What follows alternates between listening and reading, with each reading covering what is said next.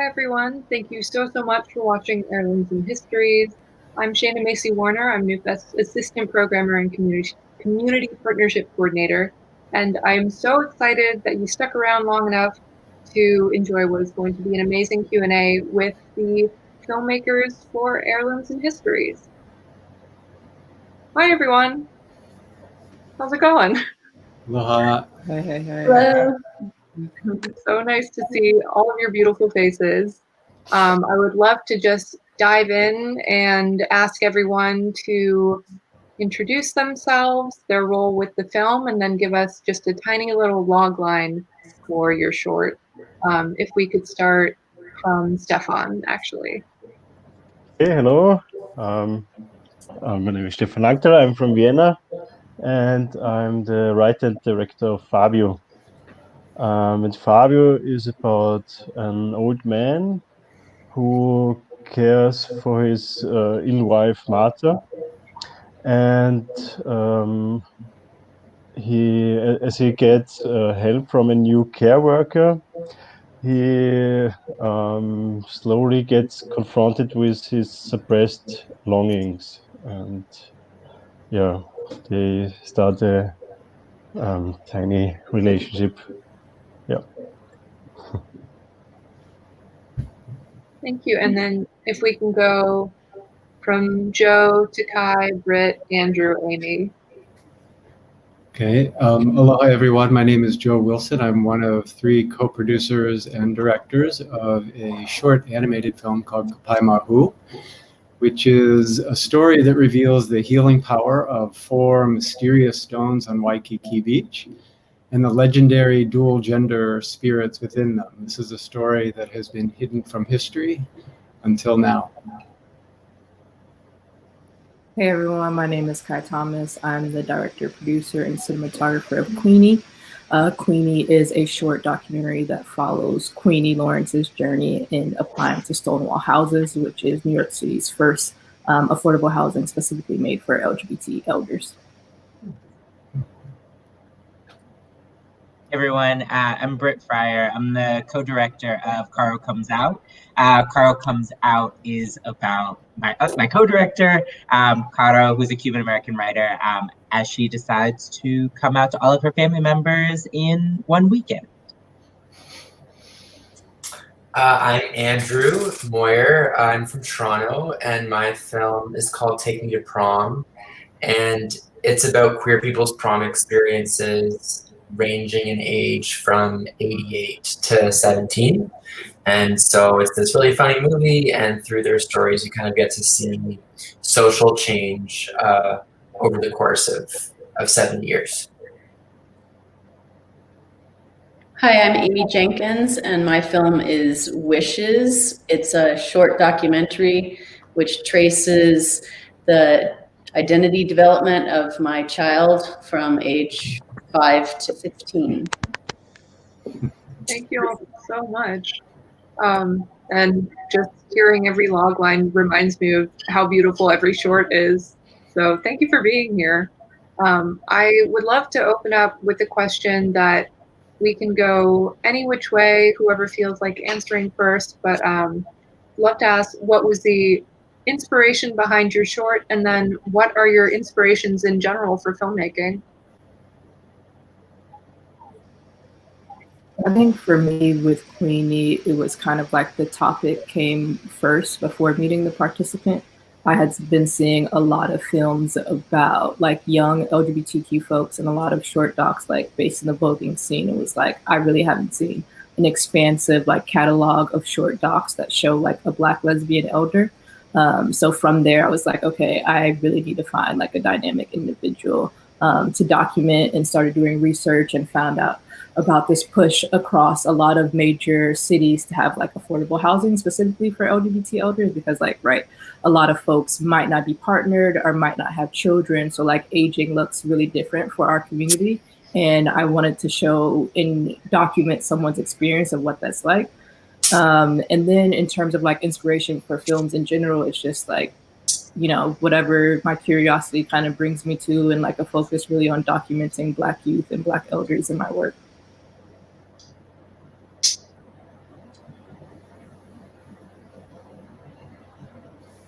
I can go. I I came to sort of the idea from my co-director Caro, who sort of was pitching a lot of different ideas for me. Caro's like a comedian, and was like, wouldn't it be funny if I went to Miami and came out to everyone? And I thought, no, that sounds very horrible and scary. But she was sure that it would be a good time. So that's really where the idea came from. And I think in terms of like my inspiration, I think like Kai, I'm sort of like whatever piques my interest, but I think I'm really drawn towards films that sort of that are really playful and like play with documentary and treat the form as something that you can sort of bend with and play and use to sort of tell the story and tell it in an interesting way.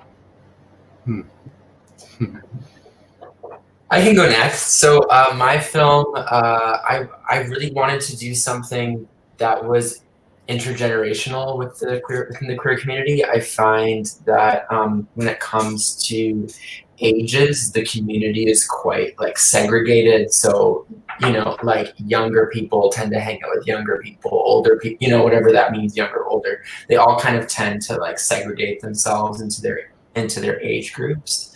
And so I really wanted to do something that would encourage like different generations of the community to just like even know a little bit about each other, but maybe even like get to know each other.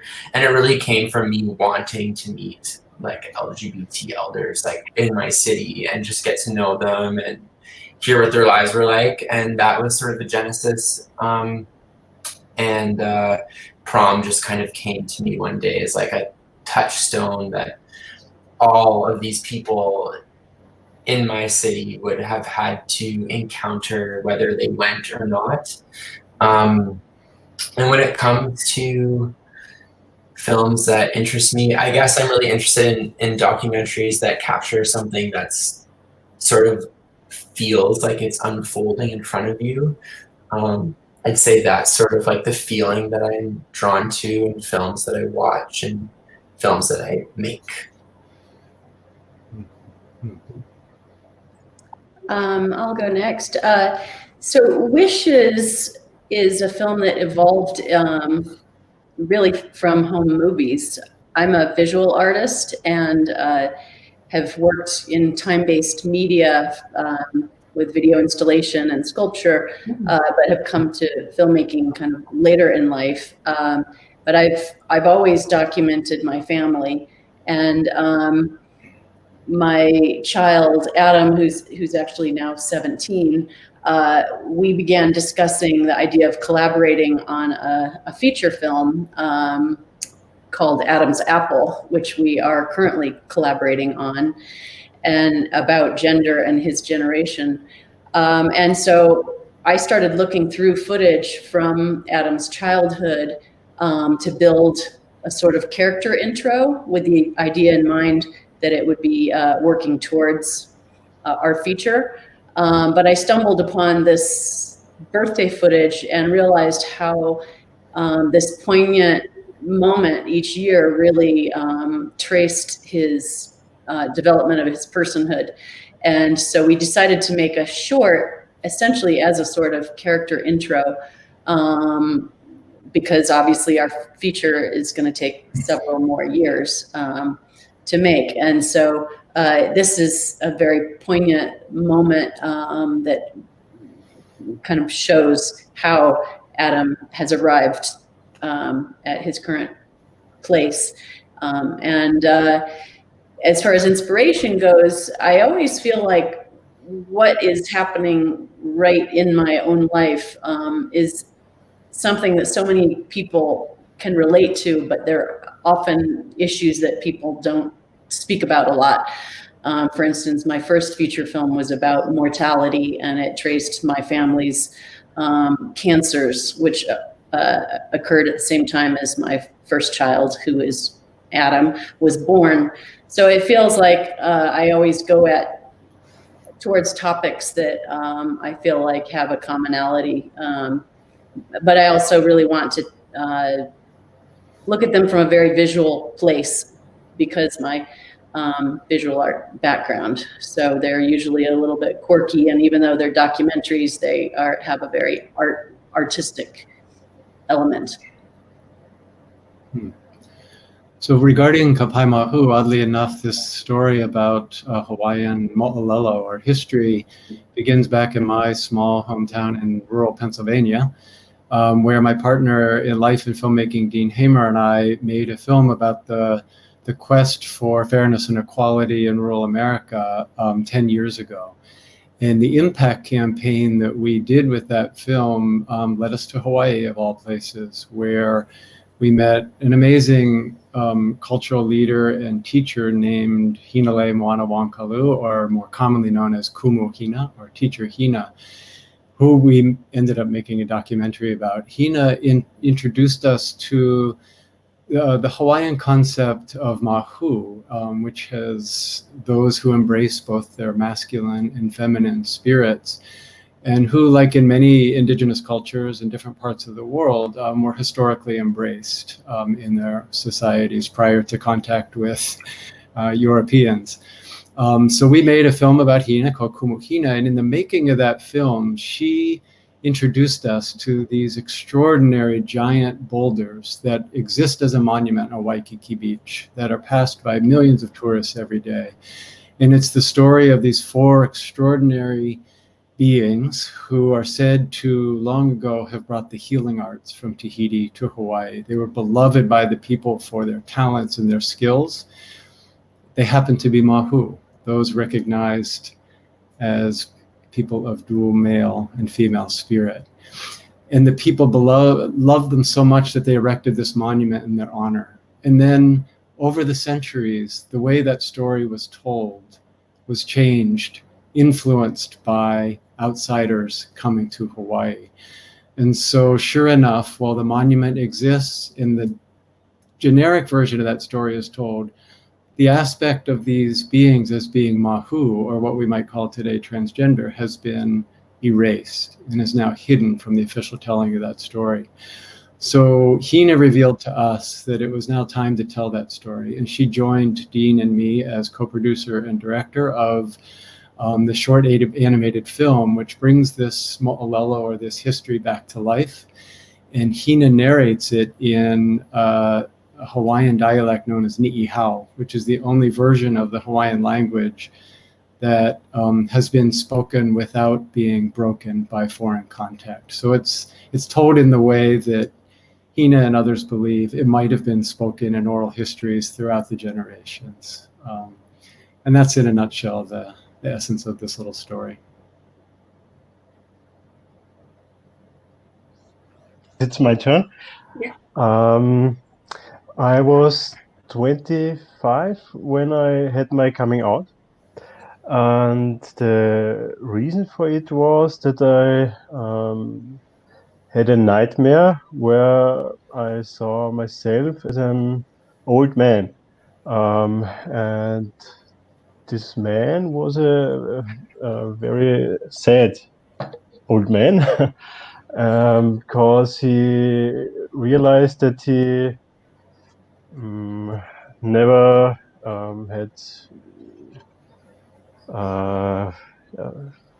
lived out his lived I tried again, sorry. He never had felt pure love because he hid his sexuality. And this picture of this old man in the dream was so intense that I realized that I had to change something in my life. And so I came out, and I wanted to express this feeling in this story, and so I decided to write it. And it was the first time that I wrote something personal, and now I will try to search for inspirations in personal stories and feelings. Thank you so much. And thank you everyone for sharing all of your inspirations and kind of the seed that started these stories. I'd love to talk about, because of course, through all of your intros and answers to that question, but also very present in the program, is this idea of intergenerational conversation and of uncovering some sort of history that may not have been so present or really explicit. And I would love to ask, because you made these beautiful works of art in this genre, what to you is really important about uncovering queer history, both within your own kind of circle and community and from somebody else in a wider historical context?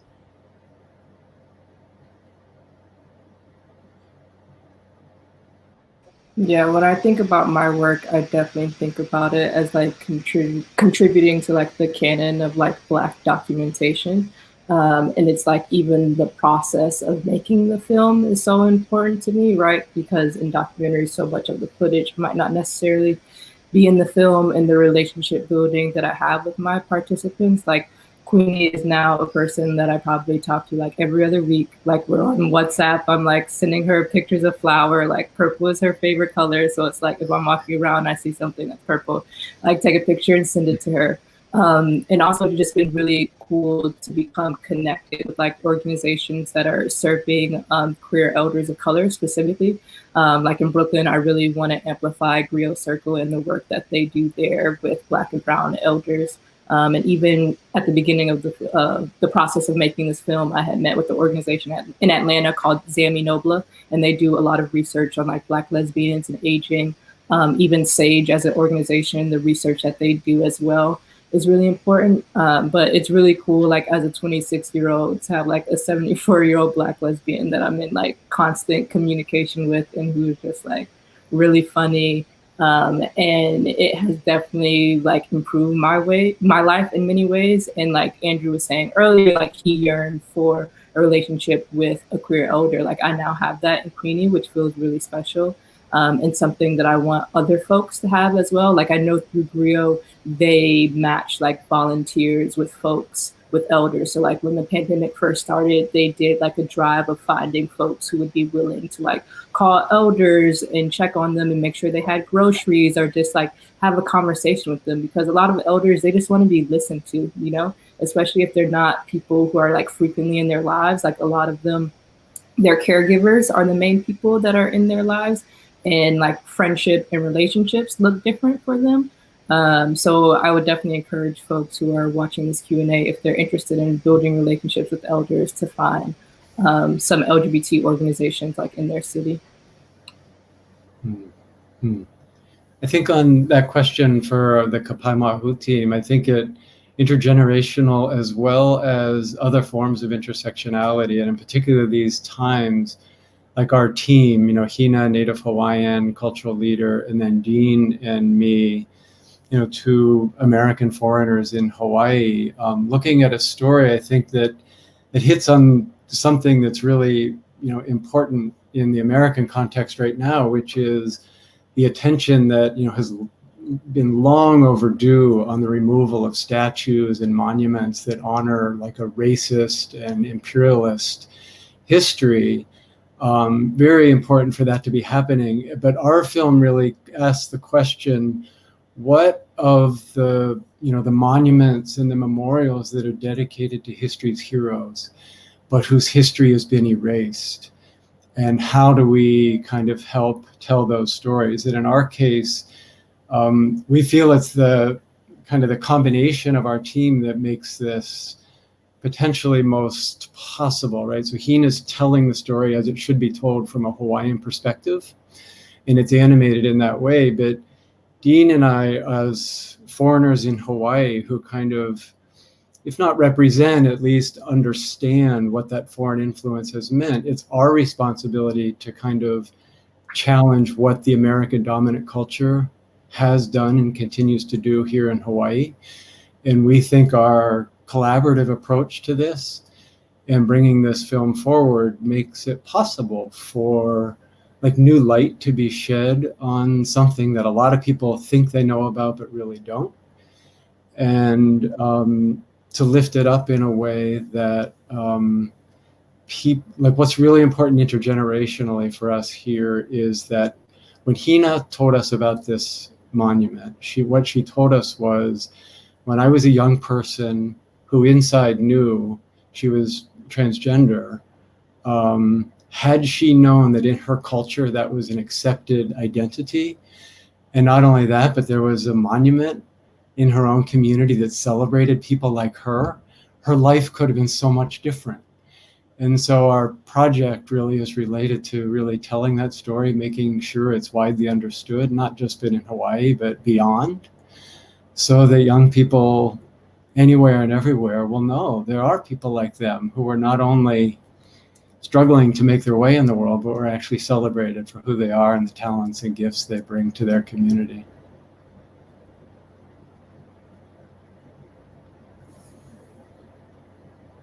I think for Caro Comes Out, it was really interesting because we didn't sort of plan to have this intergenerational conversation, and sort of went in with the idea that like we were just gonna play around as 28-year-olds in Miami, and then sort of realized how important it was, how much more important the story of Caro's mother and all of the women that Caro grew up with, what their queerness meant and what it meant for Caro. So for us, it was like a very, it was something that we sort of discovered in the editing. We were like, oh, these stories are potentially way more interesting than what we had planned. So I think it for us was like an active practice of being like, oh, let's refocus on these stories that might be overlooked otherwise. One thing I really admire about Adam's generation, the teens now and younger children, is how open they are to exploring their identity and how much more fluid they are with all kinds of gender identities. My generation and the older generations of cis people have, really been taught by the younger generation. And what Adam and I really have wanted to show through Wishes and also through the feature we're working on now, Adam's Apple, is really how it's okay to have no expectations as a parent about what your kid is going to become. Traditionally, parents have had these parties announcing they're having a boy or having a girl at birth, and they cling to certain established kind of notions about who they expect their kid to be. And so what we want to do is really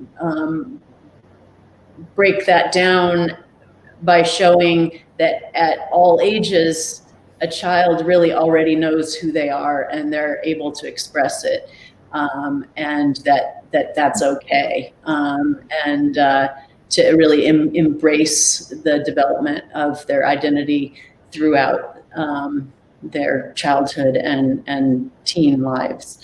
And that it's really beautiful and fun.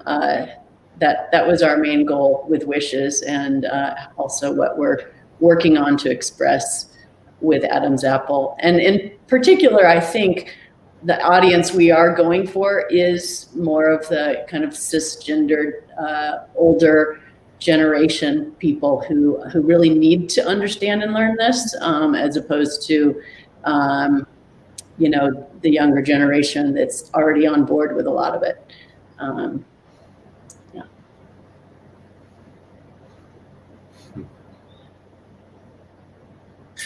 Well, I think like for me, these sort of intergenerational stories are really important because I guess my idea of community and my like history with community requires people of different generations to be like in relationship with one another and learning from each other. And so that's why I think these kinds of stories are so important, because I see this really as like the next step for the queer community, at least like my queer community. Truly authentic, like intergenerational relationships between people, because I do feel like that's missing. There's so much that I've learned from people who are older than me, younger than me, you know, like assumptions are broken. You know, I expected like all the people who were older and for their prom stories in my film to have like super depressing prom stories that just made me want to cry, but they weren't. They just really weren't. That wasn't a lot of their experience. And so I just learned so much from them, and I'd like to think that they've learned a bit from me too, and they've learned a bit from the younger participants in the film. And like even my film, like there's 7 subjects, and a lot of them are in touch with each other, and they've like formed friendships with each other, and I just want that for other people. I want that for myself. I want to be able to like be someone who an elder can call if they need me, and yeah, I just think that's like what community needs. My lead actor, Günther Toller, is 82, and he was the first famous Austrian. He was a TV host, and he was the first Austrian who came out to the public, and he it wasn't easy for him, as you can imagine. He almost lost his job, and yeah, had a very hard time. So for me, it was an honor to have him in my movie. And as I said before, for me, it was very important to show the perspective of an old man, because of old people, because it reminds you that you will one day be this old man, and yeah, maybe it helps to realize that the life is very short. And I also like the quote, I live how you will wish you have lived when you're dying. It's the same. It's always the perspective of old people. And I don't know why I'm so focused on old people, but I am. I was in school. I always liked the teacher more than my colleagues. I liked my grandparents very much, and I was always very interested in the stories. Yeah, and I can, yeah, I hope that when young people see Fabio, they realize what they can learn from their grandparents or other old people. Yeah. Thank you all so much for sharing all of that. Kai, thank you especially for pointing out some resources that we can use to concretely make some steps toward connecting with each other. All of this was really enlightening and really wonderful, and I wish we had more time to talk. So thank you all so much for being here. Ooh. Thank you. Thank you, thank you, thank you. Thank you. And thank you to everyone who watched. We really appreciate you tuning in. If you like the shorts program, we have so many other shorts programs. We have our girls, boys, trans and non-binary shorts. We also have Black Family Matters. We have so many incredible selections. We have over 120 film programs. Go to newfest.org to poke around a little bit, see what you might like. You never know, it might surprise you. And hope to see you virtually at another Q&A. Thank you so much.